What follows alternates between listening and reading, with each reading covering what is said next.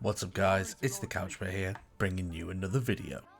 As the title suggests, this video is me talking about Kingdom Come Deliverance 2, after playing it for nearly 100 hours across 2 playthroughs. I'll be talking about what I like, don't like, and the many things that I love about this game. But first, I want to go back to when I released a video talking about KCD2 about a month before its release. In that video, I talked about some things I liked the look of, didn't like the look of, and things I was on the fence about. I want to go back to that video real quick and see if my opinions have changed on any of those things. Starting off with the bad. In that video, I said I didn't like the look of Henry's map icon, or the icons and counters for ammo. Well, I can safely say the map icon in the full release is different to the one we saw pre-release, and it's in fact one I really like the look of. So we can cross that off the bad list and move it over to the good. As for ammo icons and counters, I don't dislike them anymore, but I wouldn't say I like them. More I just got used to them and found myself too immersed in the game to actually notice them most of the time, so we'll move that over to the fence. Speaking of the fence, let's talk about that category. In this category, I had the fact that Henry takes a fall and loses some of his stats, and the outfit system. With regards to the stat resetting fall, it was done in a good way and it felt really natural as it was a big story point towards the beginning, but I don't like the concept, so it stays in the fence. As for the outfit system, my question of does it work if the clothes are in our horse's inventory was a resounding no. But that didn't stop me from actually enjoying the system and using it a lot more than I expected, especially in my second playthrough. After all my questions and pre-release gripes with the system, I love it in the full game, and so it moves over into the good. And that brings us nicely over to the good, which was what I was looking forward to the most about the game. And I'll spoil it now, those things stay exactly where I put them, but there will be things I'll cover in the rest of this video, so we will get into the main bulk of the video now. So firstly, how did I get my 95 plus hours in KCD2? Well, I did the first 65 hours in my first playthrough, and 31 hours in my second. I decided to start off by doing a decent amount of side content in the Trotsky region. Then, when I saw I had level 30 in craftsmanship and horsemanship, before even going to the Samin wedding, the first major story point outside of the intro, I realised I should probably do some main story. I then found myself on a track of main story missions till I was in the Kuttenberg region, which shocked me how quickly you actually get there. Then I stopped and actually looked and it wasn't really that quick. I was just so immersed in the story that time flew past me. And that brings me to one of the things I put in the good section of that previously mentioned video, the story and world Warhorse has crafted. When I first finished KCD 1, it left me wanting more, and boy oh boy did I get more. The story for KCD 2 is the perfect continuation and honestly conclusion of KCD 1's revenge story, which honestly was left mostly unresolved despite having a good ending in the first game. KCD 2 is a beautifully crafted follow-up. Henry can lose himself in his revenge and come out the other side seemingly no better than the men that made him this way, but Warhorse lay it out in such a way so that your choices as Henry can change that. He can end up as somewhat of a hero. The story is so compelling that once I was into it properly, even when I wanted to just roam the world doing side quests, I found myself coming back every few hours to do more and more main missions, till I found myself late into the game at a point of no return. And honestly, that final act of the game is the best part of the story. It's a good mix of dialogue, combat and stealth. Hell, there's even a whole cutscene with one of the game's main villains that I didn't know existed till I got to that point in my second playthrough. From start to finish, I was locked in with KCD2.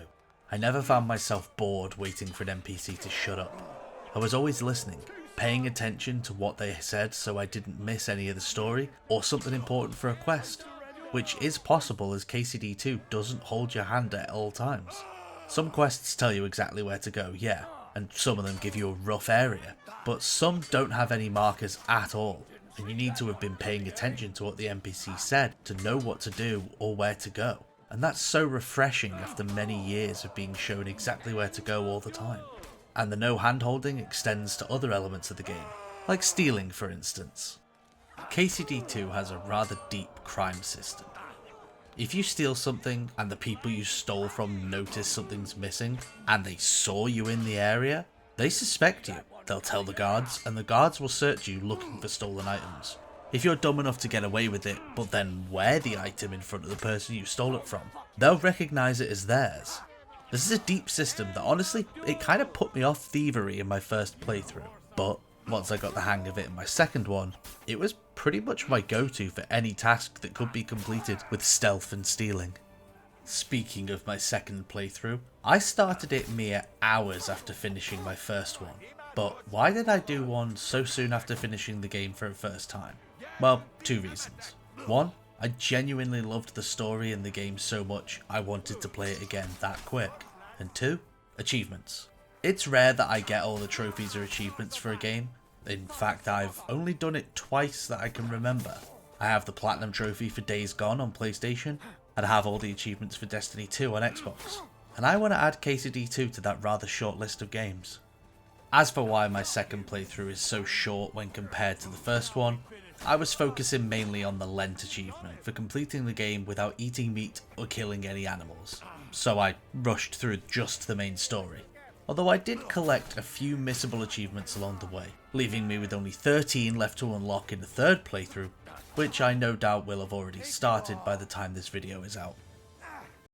Okay, so it took me so long from writing the script to this point in the editing, that I actually have 46 hours in my third playthrough, and I only need 4 more achievements then I've got them all. So yeah, we're doing good work. Now, I want to talk about the combat in KCD 2, and if it was, as early looks suggested, easier. To cut to the chase, yes, it is easier. Yet, despite being easier, it's still possible to get overwhelmed if outnumbered, or you are facing a foe much more experienced. And that to me, along with the combat star, is what made the combat in KCD 1 so unique, and with that, KCD 2 still feels, in essence, like KCD. If you let yourself get surrounded, or you mistime a master strike or block, the fight can be over in seconds, even with a high-end set of armor. But on the flip side, you can end fights with only a few hits too.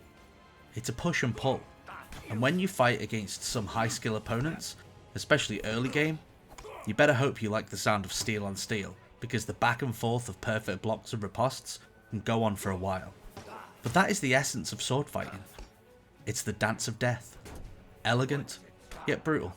And I love it in KCD 2. So, what are some things that I didn't love, just liked, about KCD 2? Alchemy and blacksmithing. Crazy to say I didn't love blacksmithing, because I had level 30 before the Samine wedding, but whilst I did enjoy it, once you have the perk for tier 4 crafting, and you get a solid tier 4 crafted weapon, you don't actually need to touch blacksmithing again. You can level up craftsmanship by sharpening swords and repairing armor you loot off dead bandits, which is what I did for the most part in my second playthrough, and I had a decent level in that save. As for alchemy, outside of when you need to do it for quests, I only did one session of alchemy. I picked the garden outside the alchemist in Troskowitz clean and bought all the marigold decoction and saviour schnapps ingredients he had and got to work.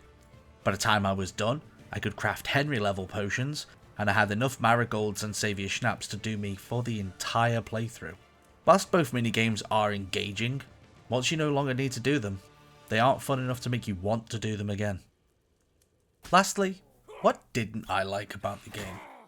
Obviously the bugs and glitches, like when it rains. I would randomly get most of my screen going black and all I could see was the weapon/hands.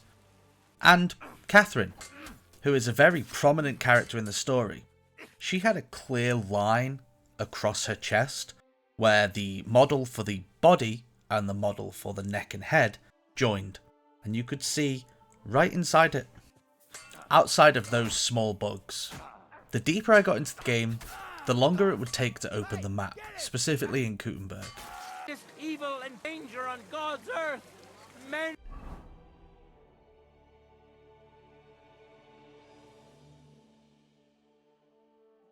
At one point, when I opened the map, it took close to 2 minutes for it to actually open. But These are all issues that no doubt can be fixed with patches over time.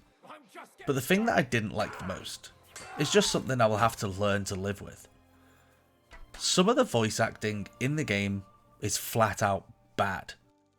Now, don't get me wrong, pretty much all of the voice acting in the game is amazing, and in conjunction with excellent facial animations, it makes for some of the best characters I've seen in a video game for a while.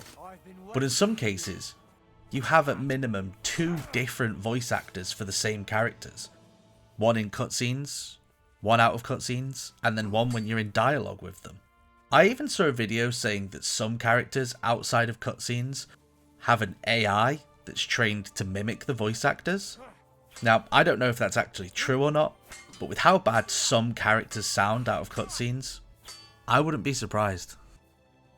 With all of this said and done, what is my score for KCD2? Well, Kingdom Come Deliverance 2 gets a 9 out of 10 for me, because it flies so close to perfect, immersing you with its amazing story, characters, combat and world, and does so much to keep you playing. When you are pulled from that immersion, for me, pulls you hard, and that is the only thing stopping it from getting a 10 for me.